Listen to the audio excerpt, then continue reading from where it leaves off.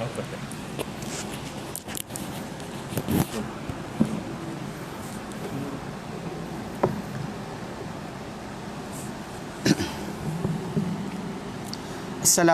warahmatullahi. Ayah sikit saya tak reti. Bismillahirrahmanirrahim. Alhamdulillahirabbil alamin. Nahmaduhu wa nasta'inuhu wa nastaghfiruh. Wa na'udzu billahi min shururi anfusina wa sayyiati a'malina. May yahdihillahu fala mudhillalah wa may yudlilhu fala hadiyalah. Asyhadu an la ilaha illallah wa asyhadu anna Muhammadan abduhu wa rasuluh. Allahumma salli ala Muhammad wa ala ali Muhammad kama sallaita ala Ibrahim wa ala ali Ibrahim wa barik ala Muhammad wa ala ali Muhammad kama barakta ala Ibrahim wa ala ali Ibrahim fil alamin innaka Hamidum Majid. Rabbi shrah li sadri wa yassir li amri wahlul 'uqdatam min lisani yafqahu qawli, amma ba'd. Alhamdulillah, kita bersyukur kepada Allah SWT kita kumpul pada malam ini. Dan dengan turunnya hujan ke atas bumi ini, kita harap Allah Ta'ala hujankan juga kita dengan iman dan juga takwa ke dalam jiwa kita, kerana tak ada pembersihan dan juga penyucian jiwa kita kecuali daripada Allah Subhanahu Wa Ta'ala sahaja. Dan kita insyaAllah tak tahu malam ni dah keluar berita belum? Tak keluar kan? Okay. Sebenarnya kalau ikut kepada kaedah yang sebetulnya, kalau kita pakai hisap nampak 6 bulan kita puasa, esok tak nampak 6 bulan cukupkan Syaban 30 hari. Tapi kerana kita fatwa dan dipegang oleh kerajaan setempat untuk meletakkan hisap sebagai rujukan, maka kita sebagai rakyat follow, ikut, kerana memang itu yang diarahkan Nabi SAW kepada para sahabat. Dalam hadis sahih Muslim telah datang kisah seorang lelaki nama dia Quraib. Dia ni adalah tabi'in. Dia pergi ke Syam, dan orang-orang di Syam melihat anak bulan Ramadan pada hari Jumaat, itu petang Jumaat. Dan orang-orang di Madinah pula nampak anak bulan pada petang Sabtu. So diorang berbeza penglihatan berkenaan anak bulan. Lalu Quraib ni bila balik ke Madinah, dia jumpa dengan Ibn Abbas radhiyallahu anhu dan dia ceritakan apa berlaku. Lalu Ibn Abbas tanya, kalian nampak anak bulan di sana pada hari apa? Dia kata hari Jumaat. Ibn Abbas kata, kami lihat pada hari Sabtu.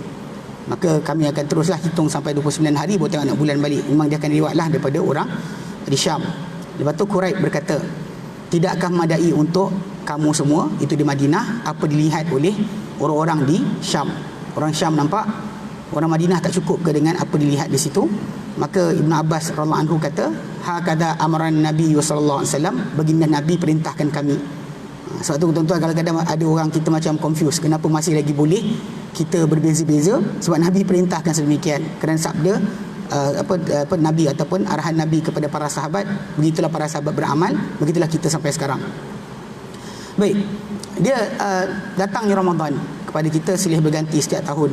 Dan tahun lepas Allah Ta'ala jadikan kita tak dapat berjumpa langsung, dan yang ada dekat masjid hanyalah AJK dan juga Imam Siak dan Bilal Siak. Jadi tahun ni Allah Ta'ala jadikan kita terbuka sikit, Alhamdulillah. Diberikanlah jumlah tertentu di Selangor, di Kuala Lumpur, wallahilhamd, dan sebagai tanda syukur kita, sepatutnya kita isikan akan kesyukuran tadi dengan cara menunjukkan pengabdian diri kita kepada Allah lebih dahsyat lagi. So Allah Ta'ala nyatakan dalam Quran, la isyakartum la azidannakum, kalau kalian bersyukur aku tambah untuk kalian.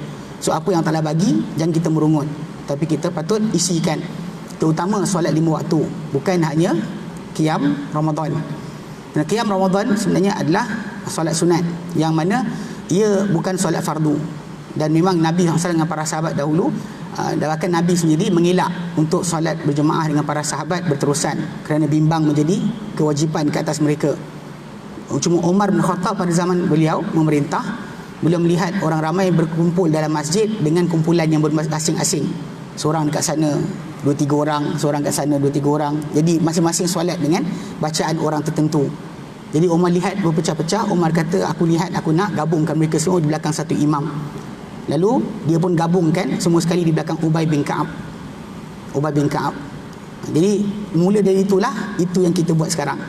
Mana apa yang Umar tunjukkan daripada awal malam lepas solat Isyak terus solat, itu yang Umar bin Khattab bagi, sebab dia tak nak orang ramai berpecah-pecah dalam masjid, mempunyai imam berbeza-beza walaupun solat tu solat sunat.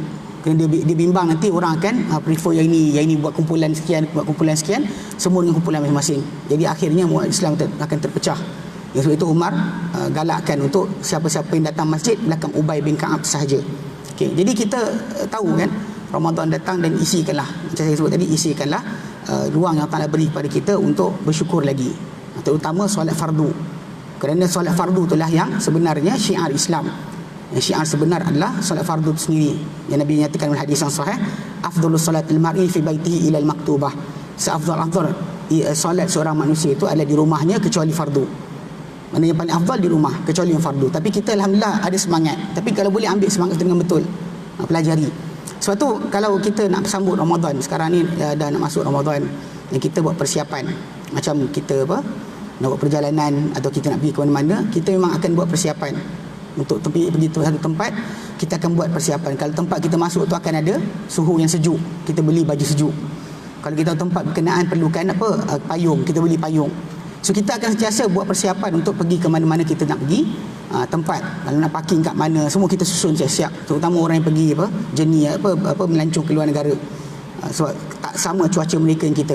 So Ramadan datang pun macam tu sepatutnya. Bila seorang manusia tu nak masuk Ramadan, dia patut tahu sebenarnya dalam Ramadan ni ada apa ada dalam Ramadan, sebab dia nak dapatkan apa. Sebab kadang-kadang kita masuk dalam Ramadan, keluar Ramadan, kadang-kadang ramai dengan kita ni berpuluh tahun dah umur, masih lagi tak tahu nak dapat apa. Ni benda simple. Kalau kita tengok dalam kehidupan kita harian pun, kadang-kadang kita tengok, kita tak tahu kedai yang kita masuk tu ada apa, kita mungkin beli barang yang sama di tempat lain lagi mahal, tapi di kedai berkenaan dekat rumah kita, tapi kita tak tahu dalam tu ada apa, kita masih beli online. Contoh saya bagi contoh lah, isteri saya belikan minyak telon untuk anak, kan, sapu perut untuk kembung anak, kan. Cerita kelakar ada jiran kedai runcit dekat rumah saya, kedai Aceh, ada jual lagi murah, bahkan latest edition yang boleh halau nyamuk 8 jam. Yang beli online tak ada kebaikan berkenaan, dah mahal lagi. Tapi bila pasal kita tak tahu dalam kedai tu ada apa, kita beli barang, kita belah. Macam tu kita bimbang berlaku pada kita untuk Ramadan. Sebab tu para ulama nyatakan, bila mana kita nak masuk ataupun beramal, kita sebenarnya kena ada ilmu. Imam Bukhari rahimahullah diletakkan dalam kitab dia, kitab Sahih Bukhari itu, satu bab al-ilmu qabla qaulin aw amal. Bab kata-kata sebelum, bab ilmu sebelum kata-kata ataupun perbuatan. Kena ada ilmu sebelum berkata-kata atau melakukan sebarang perbuatan. Ini basic. Sebab yang membezakan di antara adat dan ibadat adalah ilmu. Yang membezakan di antara perbuatan yang umum yang kita buat atas sukarela, macam zaman sekarang ni pun, macam orang suka puasa intermittent fasting, yang puasa untuk sihatkan tubuh badan dan sebagainya, 16 jam tak makan, nak makan sekian-sekian jam, betul tak makan berapa jam, seminggu dan 2 kali 3 kali, kan. Yang sebenarnya dalam Islam lebih baik. Cuma orang dah terdengar benda tu, jadi banyak orang berfikir puasa boleh hilang kecil manis, puasa boleh hilang darah tinggi. Nah, kita bimbang sekarang ni sebenarnya dalam Islam tu dah ada, tapi niat. Yang bezakan di antara benda tu ibadat atau adat adalah niat. Sama ada itu adalah ibadat kerana Allah Ta'ala atau tidak, itu adalah niat. Nanti kita akan bincangkan. So basically pada asasnya dalam kita nak masuk Ramadan, ilmu kena ada. Sebab tu kita lihat dalam Al-Quran Karim, Allah Ta'ala nyatakan dalam surah Al-Baqarah ayat 185, Allah Ta'ala nyatakan, a'udzubillahi minasyaitanir rajim, syahrul ramadan alladhi unzila fihi al-Quran, bulan Ramadan yang turun dalamnya Al-Quran, hudal linnas, yang Qurannya adalah petunjuk untuk manusia, wa bayyinatin minal huda wal furqan, penjelasan bagi petunjuk, dan bahkan dia adalah pembeza hak dan yang batil. Quran itu. Kemudian Allah nyatakan, faman syahida minkum asy-syahra falyasumhu, barang siapa yang menghadiri kamu akan bulan berkenaan ataupun menyaksikan kamu akan bulan berkenaan, maka berpuasalah dia akan bulan tersebut. Wa man kana minkum maridan, barang siapa yang kamu yang sakit, aw ala safarin, atau dalam musafir, fa iddatun min ayyamin ukhra, maka gantilah pada hari yang lain. Yuridullahu bikumul yusra wa la yuridu bikumul usra, Allah Ta'ala nak untuk kamu pemudahan, Allah Ta'ala nak untuk kamu penyusahan. Wal tukmilul iddata, dan agar kamu sempurnakan kebilangan. Itu bilangan hari Ramadan tadi. Kalau kamu ganti hari lain pun cukupkan berapa jumlah dia. Wa litukabbirullaha ala ma hadakum, dan kamu agungkan Allah Taala, besarkan Allah Taala di atas apa dia beri hidayah kepada kamu, wa la'allakum tashkurun, moga kamu akan bersyukur. So para ulama menyatakan dalam ayat tersebut dia ada pembahagian dia. Bahagian pertama Allah sebut berkenaan dengan Al-Quran yang turun dalam bulan Ramadan. Dan memang kita kata kemuliaan kita umat Islam ni, bulan Ramadan, malam Qadar, Nabi Muhammad SAW, semua kerana Al-Quran. Kita ni adalah umat yang terbaik sebab turun pada kita Al-Quran. Nabi Muhammad SAW, penghulu para anbiya, akan turun bagi kita Al-Quran. Bulan Ramadan jadi bulan yang mulia, yang agung, disuruh kita berpuasa kerana adalah turunnya Al-Quran. Dan malam Qadar dalam bulan Ramadan tu adalah malam turunnya Al-Quran. Itu sekaligus daripada Lauh Mahfuz ke Baitul Izzah, langit dunia yang berada di atas kepala kita. Yang mana kita kata lepas tu diturunkan secara berasingan 23 tahun sekaligus dalam satu malam. Sebab tu kerana Allah Ta'ala firmankan, inna anzalnahu fi lailatul qadr, kami turunkan ia Quran itu pada malam Qadar. Ni ada pernah ditanya oleh Mujahid bin Jabr. Mujahid bin Jabr, anak murid kepada Ibn Abbas, ditanya, dia kata Allah Ta'ala firman, inna anzalnahu fi lailatul qadr. Allah Ta'ala sebut dalam surah Dukhan ayat ketiga, Allah Ta'ala nyatakan inna anzalnahu fi lailatin mubarakah, kami turunkan ia Quran itu pada malam yang diberkati. Lepas tu dia kata, aku lihat, dan Allah Ta'ala kata syahr Ramadan alladhi unzila fil Quran, bulan Ramadan turun padanya Al-Quran. Tapi aku lihat bila kau ajar aku Quran, ada Quran turun siang, ada tengah hari, ada pula turun bulan bukan Ramadan pun, bulan Syawal ada, Zulkaidah ada, bulan lain pun ada. Kenapa Allah Ta'ala firmankan bulan Ramadan turun pada Quran, malam Qadar turun Quran? Maka Ibn Abbas terangkan, Ibn Abbas kata diturunkan Al-Quran Karim daripada Lauh Mahfuz ke Baitul Izzah di langit dunia dalam satu malam, turun sekaligus. Kemudian diturunkan daripada Baitul Izzah ke hati Muhammad SAW, disirakkan selama 23 tahun. 23 tahun diasing-asingkan. Tu sebab Quran ni turun dikatakan nazzala, bukan nazala. Nazzala, turun berkali-kali. Tidak seperti kitab-kitab yang lainnya yang turun sekaligus sahaja. Adapun Al-Quran diturun dalam tempoh 23 tahun, diasing-asingkan ikut peristiwa yang berlaku. Jadi mulianya kita sebab Al-Quran. Mulia kita sebab Al-Quran. Mulianya umat Muhammad ni pun sebab Al-Quran. Nabi Muhammad mulia sebab Al-Quran. Malam Qadar sebab Al-Quran. So dengan sebab itu, sesiapa yang ingin mencari kemuliaan, dia akan ada dalam Quran Karim, bukan apa yang lain. Dan dengan mengikuti perintah Allah Ta'ala Al-Quran, itulah seorang itu akan mulia. Kemudian Allah Ta'ala terangkan hukum berkenaan dengan berpuasa. Siapa hadir bulan Ramadan, maka kena berpuasa. Allah Ta'ala terangkan siapa yang sakit atau musafir, ganti hari lain. Okey, ini berkaitan dengan sakit apa? Musafir jarak mana? Kemudian ganti hari lain pula. So ini para ulama nyatakan ini berkaitan dengan persediaan ilmu. So nak tak nak, bila manusia tu nak melaksanakan perintah Allah Ta'ala, ilmu tentang perkara tersebut dia belajar. Dia tak boleh kata saya sikit-sikit pun jadilah, lebih kurang pun tak boleh. Sebab basic dia, kita ni diukur. Memang banyak orang saya sebut dia kata, ustaz, amal kita tak penting, yang penting hati. Dengar sini, banyak orang sering kata kalimah berkenaan, tapi kalimah tu salah. Sebab dia baca hadis yang berkaitan tajuk tersebut separuh. Saya baca hadis yang sering dikaitkan dengan tajuk ni adalah innallaha la yanzuru ila suwarikum wa ajsamikum. Allah tak pandang kepada rupa kamu dan tubuh badan kamu. Walakin yanzuru ila ma fi qulubikum. Tapi Allah akan lihat pada apa dalam hati kamu. Tapi sebenarnya hadis itu ada sambungan dia. Semua riwayat datang dengan walakin yanzuru ila ma fi qulubikum wa a'malikum. Tapi Allah pandang pada apa dalam hati kamu dan amalan kamu. So banyak orang salah faham kat sini, dia rasakan bahawa asal hati dia baik, amal tak ada pun tak apa.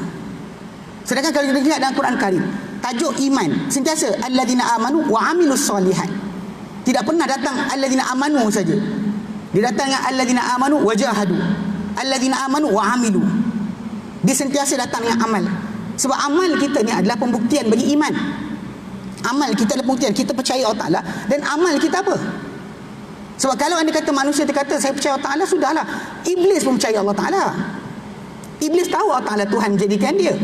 Dalam dialog antara rekodkan Al-Quran, surah Al-Hijr, surah Taha, surah Al-Baqarah, semua surah tersebut yang datang kisah perbualan Iblis dengan Allah Ta'ala. Semua dalam tu dia isytiharkan, Iblis isytiharkan. Kata khalaqtani min nar wa khalaqtahu min tin. Kau jadikan aku daripada api, kau jadikan dia daripada tanah. Dia tak pernah kata dia dijadikan oleh makhluk lain. Dia tak kata dia jadi sendiri. Iblis kenal Allah Ta'ala. Dia kenal. Maka dia tahu Allah Ta'ala jadikan. Bahkan dia percaya kiamat. Bila dia minta kepada Allah Ta'ala penangguhan. untuk dia dapat hidup sampailah hari Adam dan anak-anak Adam dibangkitkan semula. Bila dia kata Rabbi anzirni ila yaum yub'atsun, Tuhanku tangguhkan aku sehingga hari mereka dibangkitkan. So dia percaya akhirat. Tapi yang tak ada pada iblis satu benda. Apa dia? Amal. Bila Allah kata apa? Usjudu li Adama, sujudlah pada Adam. Yang iblis tak ada itu je. Itu basic kena faham. Pasal zaman kita sekarang ni saya perhatikan terlampau berfalsafah. Sebagai manusia kita ni berfalsafah banyak sangat sampailah sekali rasakan tak amal pun tak apa. Sedangkan kita tahu bahawa Allah Ta'ala betul kita takkan masuk syurga dengan amal kita. Itu jelas. Allah Ta'ala maha kaya, tak perlu amal kita. Tetapi kita hanya, dan kita kata Allah Ta'ala akan masuk kita dalam syurga dengan rahmatnya, masukkan kita dalam syurga dengan rahmatnya. Tapi rahmat Allah Ta'ala itu hanya diperolehi dengan amal. Kita tak beramal, macam tak nak belah kasihan pada kita. Kita buat dia opposite, dia suruh, lepas tu kita kata belah kasihanlah kepadaku. Mana mungkin perkara tersebut akan terjadi? Dan ini problem yang berlaku dalam masyarakat kita. Banyak orang yang tak solat, kan, tak puasa, tak buat ibadat, dan dia rasa hati dia bersih. Hati dia tak dengki dengan orang. Aku tak mengumpat, aku tak makan rasuah, aku tak buat ini, tak buat itu. Asalkan aku baik dengan orang lain, sudahlah. Dia rasakan macam tu. Sedangkan dalam konsep agama, setiap kesalahan itu akan dihitung dengan kesalahan masing-masing. Salah kita dengan Allah Ta'ala, kita jawab. Salah kita dengan manusia pun kita akan jawab. Tak ada satu benda pun dilepaskan. Tak ada kalau kita baik dengan Allah Ta'ala, jahat dengan manusia, kita lepas. Ataupun di opposite. Baik dengan manusia, jahat dengan Allah Ta'ala, tak nak dengar perintah Allah Ta'ala, kita lepas. Sebab tu dalam konteks yang pertama, tajuk amal itu penting. Dan amal kita hanya akan diterima dengan 3 sebab. Amal, bila kita beramal, amal soleh yang kita buat, Allah Ta'ala akan terima dengan 3 syarat. Pertama, ikhlas. Ni benda kita kena faham sebelum kita masuk Ramadan. Ikhlas. Ikhlas ni maksud dia adalah kita buat kerana Allah Ta'ala. Tapi jangan kita extend tajuk tersebut sampailah sekali tak takut neraka, tak nak syurga. Itu sangat salah. So Allah Ta'ala suruh kita beramal dan janjikan kita untuk syurga ataupun amaran kita dengan neraka. So tak ada siapa boleh kata bahawa saya tak kisah, masuk neraka pun tak apa. Itu jangan cakap. So Allah SWT memang tawarkan kita. Betul kita ni orang dimuliakan Allah Ta'ala, tapi pemuliaan tu ikut kadar lah. Macam kalau kita dijemput ke Istana Negara. Istana Negara. Kan bila yang Tuan Agong bagi kita tinggal bilik tamu. Bilik tamu lah, bukan bilik dia. Bukan bilik dia, tak ada. Saya tak nak. Saya nak duduk dengan bilik yang sama dengan Agong. Mana boleh? Bilik awak tetamu kat situ. Agong ada bilik dia. Macam tu Allah Ta'ala misal lebih baik. Allah Ta'ala tak ada siapa boleh bersama dengan dia. Sebab tak layak. Kita ni makhluk. Maka yang layak kita adalah syurga, tempat disediakan bagi kita. Itu tempat kita. So, sebab tu kejar. Bila Allah Ta'ala kata sari'u ila maghfiratin min rabbikum. Yang contoh dalam surah Al-Imran ayat 132 33. Allah Ta'ala katakan wasari'u ila maghfiratin min rabbikum. Bersegeralah kamu kepada ampunan Tuhan kamu. Wa jannatin, dan segeralah kamu kepada syurga. Arduha ka'ardis samawati wal ard. Keseluasan syurga itu seperti langit dan bumi. Uiddat lil muttaqin, disediakan untuk orang bertakwa. Atau dalam surah Al-Hadid Allah Ta'ala katakan wasabiqu ila maghfiratin min rabbikum wa jannatin. Cepat-cepatlah kamu, berlumbalah kamu kepada syurga, kepada keampunan Tuhan kamu dan juga syurga. Dan Allah Ta'ala suruh kita lumba pada syurga. Dan neraka pula Allah Ta'ala suruh kita larikan diri. Allah Ta'ala katakan dalam surah Tahrim ayat ke-6, a'udzubillahi minasyaitonirrajim. Ya ayyuhalladzina amanu, hei orang beriman, qu anfusakum wa ahlikum nara. Jagalah diri kamu dan keluarga kamu daripada api neraka. Waquduhan nas wal hijarah, yang bahan bakar neraka ni manusia dan batu-batan. Alaiha malaikatun ghilazun syidad, yang menjaga neraka malaikat yang kasar lagi tegas. La ya'sunallaha ma amarahum, yang mereka takkan derhakai Allah Ta'ala apa Allah Ta'ala perintahkan mereka. Allah Ta'ala suruh pijak, dia pijak. Allah Ta'ala suruh tarik masuk ke rantai daripada mulut keluar dubur, dia akan buat. Tak ada sikit pun belas kepada siapa yang Allah Ta'ala perintahkan untuk siksa. La ya'sunallaha ma amarahum wa yaf'aluna ma yu'marun, mereka akan buat apa yang Allah Ta'ala perintahkan. So dari situ kita faham memang ayat ni bila kita baca, memang Allah Ta'ala beri pada kita amaran, galak pada kita dengan syurga. So memang bila kita ikhlas, maksudnya kita buat bukan kerana manusia, bukan kerana benda lain. Ini pasal masalah ikhlas ni, kes niat lah. Contoh macam bila kita kata, macam saya sebut tadi apa, intermittent fasting, puasa untuk kesihatan. Yang kadang-kadang orang kata macam badan berat lah, puasalah. Dan puasa anda ketika itu bukan lillahi ta'ala. Nak diet silakan. Islam tak larang. Anda boleh dapat pahala diet, pahala jaga kesihatan akan dapat. Tapi bila puasa tadi kena buat kerana Allah Taala. Macam solat kan, bila kita rungkuk, kadang-kadang ada orang dia rungkuk tu kan, dia stres badan dia kan, pinggang sakit pun hilang sakit. Dia rasa macam bila sakit pinggang, dia solat, dia tegang ke badan dia dekat ketika solat, ketika rukuk, sujud dan sebagainya kan. Dia rasakan itulah cara terbaik untuk stres badan dia. So dia solat untuk itu. Dia solat untuk dapatkan apa, badan dia lega. Jaga-jaga. Sebab solat lillah, puasa lillah. Allah Taala macam dalam hadis Nabi nyatakan, Nabi kata, Allah Taala kata apa? Ana aghna syuraka an syirki. Aku adalah sering disekutukan, tapi yang paling tak perlu pada penyekutuan. Mana sering disekutukan Allah Taala dengan macam-macam. Seorang disekutukan dengan orang, ini disekutukan dengan jin, ini dengan malaikat, ini dengan nabi, ini dengan wali. Sekutukan Allah Taala. Associate Allah Taala dengan semua benda. Tapi Allah Taala kata, ana aghna syuraka an syirki. Aku adalah sekutu, sering disekutukan tapi paling tak perlu pada penyekutuan. Man amila amalan, barang siapa buat satu amal, asyrakani fihi ghairi, disekutukan aku dalam amalanku dengan selain amalan tu selainku. Dalam amalan dia buat tu, disekutukan aku dengan selainku. Taraktuhu wa syirka, aku biarkan dengan sekutu dia. Aku tak nak. Amalan tu Allah Taala aku tak nak. I don't want. Allah Taala kata. So benda tu penting. Bila manusia tu bila beramal, dia kena faham, kita ni hamba Allah Taala Tuhan. So pengabdian diri kita sebagai tanda kita ni hamba Allah Taala. Segala obligation Allah Taala beri pada kita, solat, puasa, zakat, haji, kemudian masalah tanggungjawab sebagai seorang suami, yang isteri sebagai seorang isteri, anak sebagai seorang anak, rakyat sebagai seorang rakyat, pemimpin sebagai seorang pemimpin. Semua tanggungjawab tadi dipersoalkan oleh Allah Taala. Jadi semua tu kena bergerak.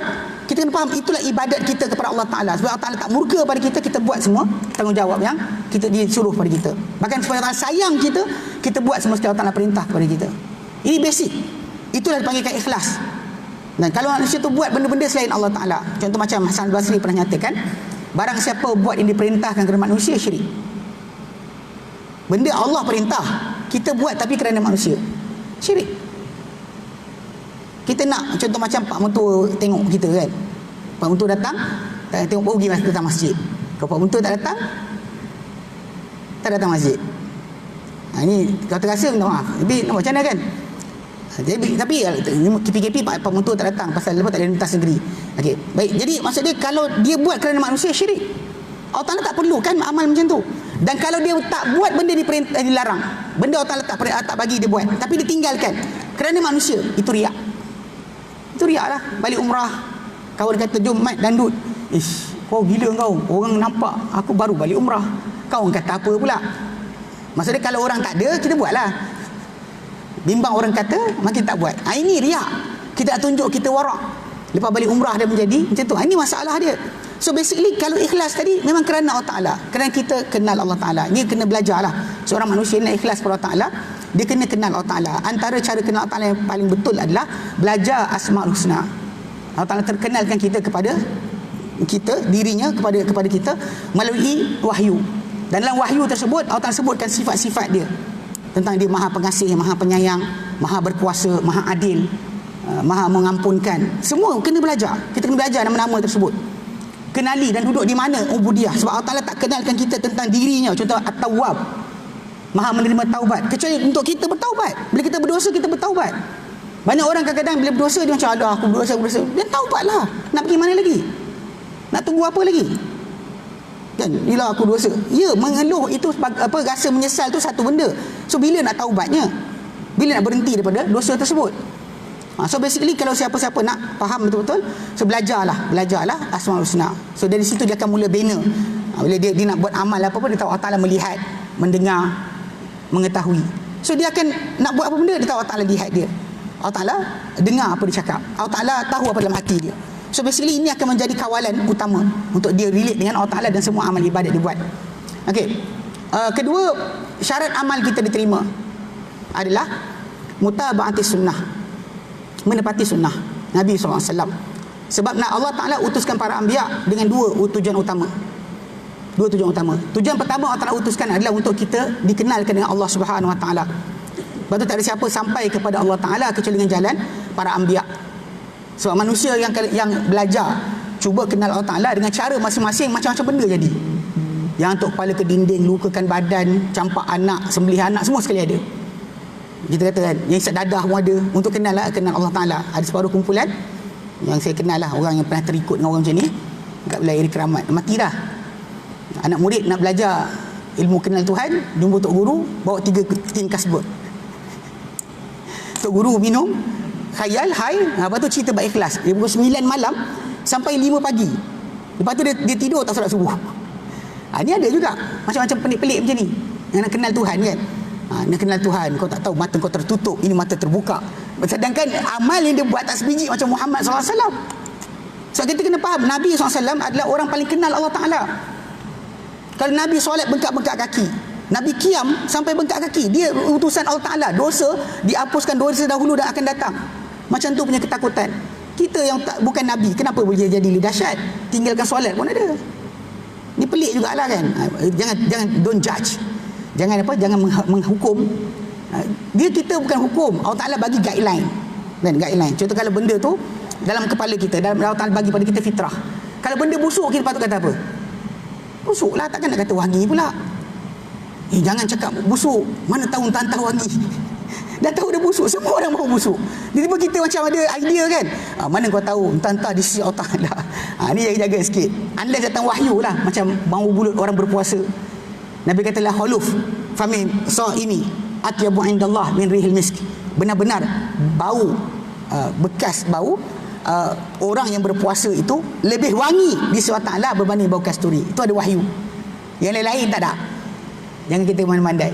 Soalan kuliah bab saya sebut tadi, seorang rasul diutuskan dengan 2 cara, 2 benda. Pertama, siapa Tuhan kita?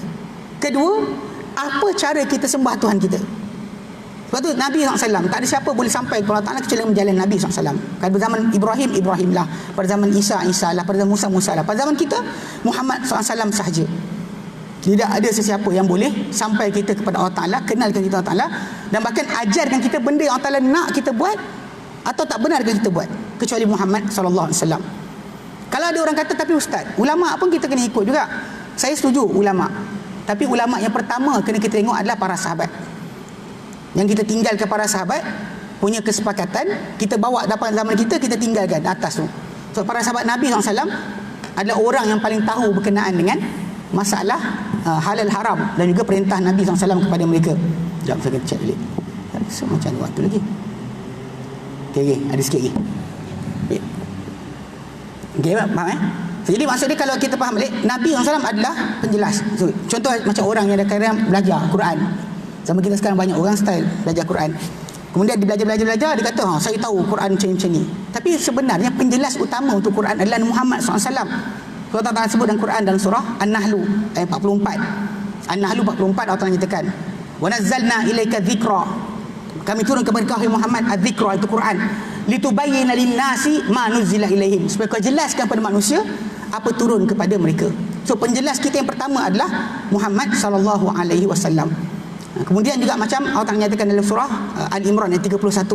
Allah Ta'ala nyatakan, a'udzubillahi minasyaitonirrajim, qul in kuntum tuhibbunallaha fattabi'uni. Katakan, hai Muhammad, kamu semua cintakan Allah, maka ikutlah aku, ikutlah Muhammad sallallahu alaihi wasallam.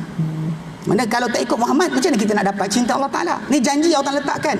Bahkan ujian yang paling berat untuk orang yang mengaku cinta Tuhan, semua orang boleh cakap cinta Tuhan, tapi Allah Ta'ala buat satu je test. Allah Ta'ala tak suruh terjun bangunan, tak suruh hantuk kepala kat dinding, tak suruh datang langgar di kereta ke, tak payah. Tak payah buat benda kemukan, tak payah habiskan harta semua, tak payah bakar duit, tak payah. Tapi Allah Ta'ala nyatakan satu benda je, itu fattabi'uni. Kalau kamu semua cintakan Allah, ikutlah aku, itu ikutlah Muhammad sallallahu alaihi wasallam. Yuhibbukumullah, niscaya Allah akan cintakan kamu. Allah akan cinta berbalas. Wa yaghfir lakum dzunubakum, akan ampun untuk kamu dosa-dosa kamu. Wallahu ghafurur rahim, Allah Maha Pengampun lagi Maha Penyayang. Ini kena faham. Yang ketiga adalah masalah akidah. Mana kalau orang sebut buat benda macam Nabi suruh, dan actually macam bagi makan orang miskin, buat kerana Tuhan, tapi tidak mempunyai akidah seperti yang dikehendaki oleh Allah Ta'ala. Mereka tak beriman dengan Allah Subhanahu Wa Ta'ala seperti yang diajar oleh Nabi SAW. Contoh dia macam orang-orang Kristian ataupun Yahudi yang kononnya dia buat kerja charity, buat macam Nabi, bagi makan orang miskin, buat kerana Tuhan kononnya, tapi dia tak beriman dengan Muhammad SAW. Akidah dia tak betul, tak diterima. Contoh Allah nyatakan, man amila salihan min dzakarin aw untha wa huwa mu'minun. Barang siapa yang beramal soleh, ikan lelaki dan wanita, dalam keadaan dia beriman. Dalam keadaan dia beriman. Syarat iman itu kena ada. So basically bila manusia masuk ke dalam Ramadan ni pertama, apa syarat amal kita diterima, kena belajar. Hukum hakam Ramadan kena belajar. Tapi di samping itu juga ada perkara-perkara penting yang kita mungkin terlepas pandang. Bila Nabi SAW menyatakan tentang kelebihan Ramadan. Ramadan datang dalam Quran Karim dan hadis Nabi SAW. Dan Quran sebut dengan takwa, dan hadis Nabi sebutkan lagi banyak. Selain takwa ada lagi Nabi tambah. Antara yang Nabi tambah terangkan adalah bahawa Ramadan ini datang sebenarnya untuk penghapusan bagi dosa. Nabi sebut dalam hadis yang sahih, Nabi nyatakan as-salawatul khams, salat 5 waktu sehari semalam. Salat 5 waktu sehari semalam. Mana subuh, zuhur, asar, maghrib, isyak. Kemudian wal jum'ah ila jum'ah, Jumaat ke Jumaat seminggu sekali. Seminggu sekali. Kemudian wa ramadhan ila Ramadan, Ramadan ke Ramadan setahun sekali. Mukaffiratul lima bainahun, penghapus dosa bagi apa di antaranya. Maksud dia kalau lepas kita solat subuh kita buat salah, datang zuhur bersihkan. Lepas zuhur buat salah, datang asar bersihkan. Lepas asar buat salah, maghrib bersihkan. Lepas maghrib buat salah, isyak bersihkan. Bahkan Nabi berikan gambaran yang sama dalam hadis yang lain. Nabi kata misal solat 5 waktu adalah seperti sebatang sungai yang mengalir di hadapan rumah seorang kamu, yang dia mandi 5 kali setiap hari dekat sungai tersebut. Kalau sungai itu ada tak mandi, tak guna juga. Ni mandi 5 kali setiap hari. Nabi kata, adakah mungkin ada pada dada lelaki tadi sebarang daki? Daran, ada lagi daki tak kalau 5 kali mandi? Nabi, para sahabat kata tidak. Nabi kata macam itulah solat 5 waktu membersihkan seorang. So bayangkan, kita disuruh buat ibadat, tapi ibadat tu tadi ada purpose dia, tambahan. Maksud dia, jadi sebab kita dibersihkan daripada dosa-dosa. Ini sayangnya Allah Ta'ala bagi kita tanggungjawab, tapi tanggungjawab tadi ada faedah. Kemudian kita ada seminggu sekali Jumaat. Kalau tak apa kita ada Isnin dan Khamis pun ada juga, tapi Nabi sebut ni Jumaat seminggu sekali. Dan kita dibersihkan dosa untuk seminggu. Kemudian Ramadan tahun lepas, Ramadan akan datang. Tengah-tengah ni kita buat salah, Ramadan yang ini datang ni, esok dosa ni adalah pembersihan bagi dosa kita setahun. Tapi bila kita dengar macam ni, para ulama bahaskan apakah dosa yang dibersihkan. Ni problemnya kita tak pernah terfikir. Kita tu dosa bersih dosa. Tak. Dosa kita ada kecil ada besar. Kita dosa ni ada kecil ada besar. Dosa kecil kita, dosa besar kita, nilai dia Allah Ta'ala berikan. Ada kabair, dosa-dosa besar ni yang Allah janjikan neraka, janjikan laknat, kan, janjikan takkan ampunkan. Itu adalah di antara dosa besar yang bahaya, yang sepatutnya kita elakkan. Dan ala kulli hal kita nak faham kan, dalam hadis Nabi tadi kata 3 perkara sebut, solat 5 waktu, Jumaat ke Jumaat, Ramadan ke Ramadan, penghapus dosa. Bagi apa di antaranya? Hujung hadis sebut majtanibatil kabair, selama dijauhi dosa-dosa besar. Mana as long as seorang manusia tu tak buat dosa besar, nescaya apa yang dibuat tadi, solat 5 waktu harian, Jumaat mingguan, Ramadan tahunan, akan bersihkan dia dari dosa-dosa. Tapi kalau dia masih lagi tak bertaubat daripada dosa-dosa besar, ini bukan saranan untuk kirim SMS atau WhatsApp message saya minta maaf kepada orang semua. Sebab para sahabat Nabi pun belajar hadis ini dengan Nabi, tapi diorang tak buat jumpa orang minta maaf sebelum Ramadan. Ini bukan jadi tradisi pula. Tapi yang paling penting, pasal dosa besar ni kebaikannya adalah kita dengan Allah Ta'ala. Zina, minum arak, makan riba, berjudi, jadi benda-benda yang syirik dan sebagainya kita buat, semua tu dengan kita Allah Ta'ala je. Yang kita tahu, Allah Ta'ala tahu. Dan sepatutnya kita mesti stop sekarang lagi, kena stop, berhenti. Sebab sebelum masuk Ramadan, kita bimbang kalau kita masuk Ramadan, dosa besar masih kita buat, maka tidak ada pengampunan, kesan amal ibadat kita tu tak beri kesan apa-apa. Itu maksud saya. Bukan jangan buat SMS malam ni kan, malam saya minta maaf, saya nama Adli Muhammad Saad, nombor kad pengenalan bla bla bla bla, kan. Lepas tu kemudian hantar kat orang suruh minta maaf. Saya dapat dah 3-4 mesej baru ni. Tapi kena faham, dia bukan macam tu. Tajuk dia kita, apa dosa kita dengan Allah Ta'ala yang kita dah buat dalam benda-benda yang haram, yang besar. So benda ni kalau dosa besar tu wujud, dosa kecil kita macam tak pergi. Bayangkan longkang. Saya sering cerita dengan longkang kan. Kalau longkang tu kita ada air sebaldi, 2 baldi kita siram. Kalau sampah sarap kecil, dia pergi. Daun, plastik, dia pergi. Kan sebaldi, 2 baldi, pergilah. Tapi kalau sekiranya ada seketul batu besar dekat tengah-tengah tu, batu besar dekat longkang tu, kita simbah air sebaldi, 2 baldi, 3 baldi, agak-agak jalan tak? Batu besar ni tak jalan lah. Bahkan sampah kecil mungkin lekat lagi, tak pergi pun. Bayangkan macam tu sekali. Sebab tu berhentilah daripada dosa-dosa besar, taubatlah kepada Allah Ta'ala sebelum datangnya Ramadan. So Sebab kita bimbang nanti Ramadan masuk, kita tak sempat lagi bertaubat dan tak ada efek. Kita bimbang itulah punca kenapa banyak umat Islam kita buat amal ibadat penghapusan dosa tapi tak beri kesan. Pergi umrah, balik umrah macam tu juga. Pergi haji, balik haji macam tu juga. Kerana mungkin tak pernah bertaubat daripada dosa-dosa besar yang sedang dibuat. Ini bahaya sebenar yang berlaku. Baik, memang pembersihan tapi dengan syarat tersebut. Okey. Ada sikit lagi. Okay, tak apa. Okay, jadi maksud dia kalau kita faham itu adalah di antara perkara-perkara persiapan sebelum masuk Ramadan. Dan antara yang besar juga kita patut faham yang nak masuk Ramadan ni adalah niat. Saya sebut tadi niat kan. Sebab niat inilah membezakan di antara adat dan ibadat. Dan kita daripada hari ni atau malam ni kalau esok puasa kena niatkan yang kita buat ni adalah untuk dapat redha Allah Ta'ala. Sebab Allah sayang kita, pandang pada kita, ada nilai kita di sisi Allah Ta'ala. Sebab itu adalah benda Allah Ta'ala perintahkan. Pasal Allah Ta'ala sebutkan dalam Quran tentang orang paling mulia di sisi Allah Ta'ala, bukannya orang paling banyak amal, paling besar badan, paling cantik rupa. Tapi Allah Ta'ala sebut inna akramakum indallahi atqakum. Orang paling mulia dengan kamu di sisi Allah Ta'ala adalah orang paling bertakwa. Dan takwa itu dizahirkan, diperolehi dengan buat yang diperintah, tinggalkan yang dilarang. Apa Allah Ta'ala perintah buat, apa Allah Ta'ala larang tinggalkan. Itulah cara terbetul yang sepatutnya seorang manusia itu lakukan. Nak cakap dulu ke? Tak ada. Okay. Saya takut saya cakap. Okey, tak apa ada lagi 3 minit. Baik. Jadi maksudnya kalau kita pas itu niat.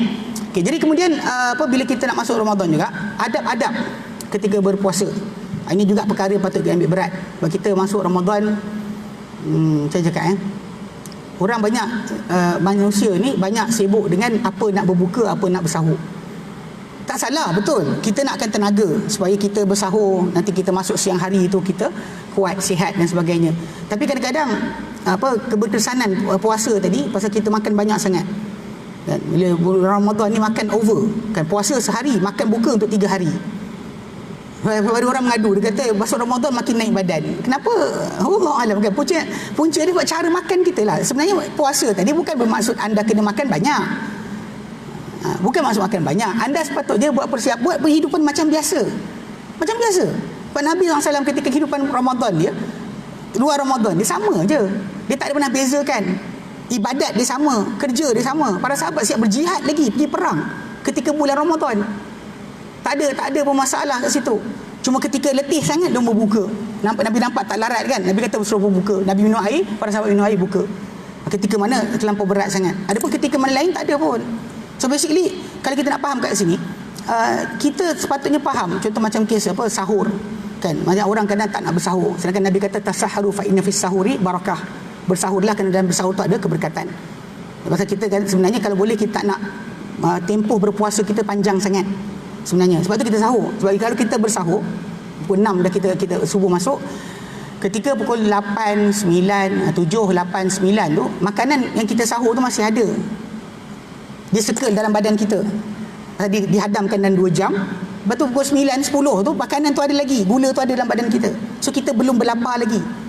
Nampak tak? Kita lepas tu bila berbuka pula, dan buka yang cepat.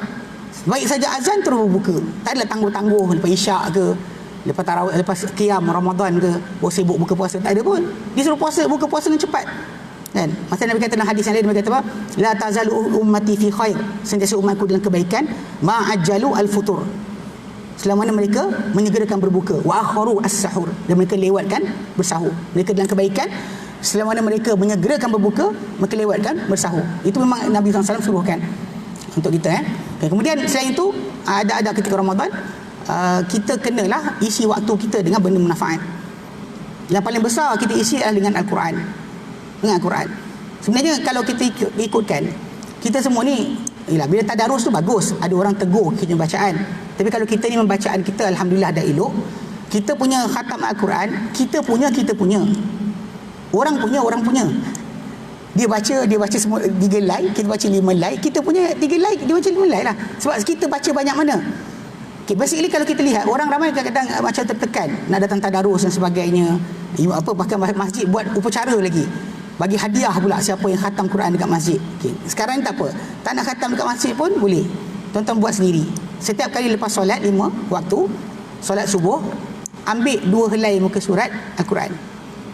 2 helai. So actually alhamdulillah Resam Osmani kita pakai sekarang ni 1 juzuk 20 muka lebih kurang. So bila kita ambil setiap waktu solat, lepas subuh ambil 2 helai 4 muka, lepas zuhur ambil 4 muka, lepas asar 4 muka, lepas maghrib 4 muka, lepas isyak 4 muka, kita dapat 1 juzuk untuk diri kita sendiri. Kalau kita lepas tu nak datang pergi tadarus, silakanlah. Sekurang-kurangnya kita ambil waktu tersebut. Disiplin kena ada sikit lah. Macam kalau orang tu buat tiap-tiap tahun, tiap-tiap bulan boleh khatam. Bukan hanya Ramadannya, tiap-tiap bulan tu khatam Quran. Tapi disiplin kena ada. Tak boleh kita neglect. Itu waktu terbesar untuk seorang tu isikan Quran. Sebab bulan Ramadan bulan Quran. Hatta Nabi SAW sendiri memang diberi tadarus ataupun mudarasah balik akan Quran dengan Jibril pada bulan Ramadan. Okey. Wallahu a'lam. Walaupun sebenarnya kita sebutlah macam sedekah pun termasuk, sebab Nabi SAW ketika bulan Ramadan bagi dia banyak bersedekah lebih daripada bulan yang lain. Ketika Jibril datang mudarasah Nabi, para sahabat kata Nabi lebih pemurah pada bulan Ramadan, lebih murah daripada pemurah berbanding angin yang bertiup. Minta aja Pak Nabi pasti akan bagi. Jadi buatlah persiapan sebut, dan mungkin tuan-tuan boleh rujuk balik dekat internet ke kat mana, Facebook ke apa sebagainya. Para asatizah, ustaz-ustaz berikan tajuk untuk persiapan Ramadan. Baik. Wallahu a'lam. Wa sallallahu ala sayyidina Muhammad sallallahu alaihi wasallam. Assalamualaikum warahmatullahi wabarakatuh.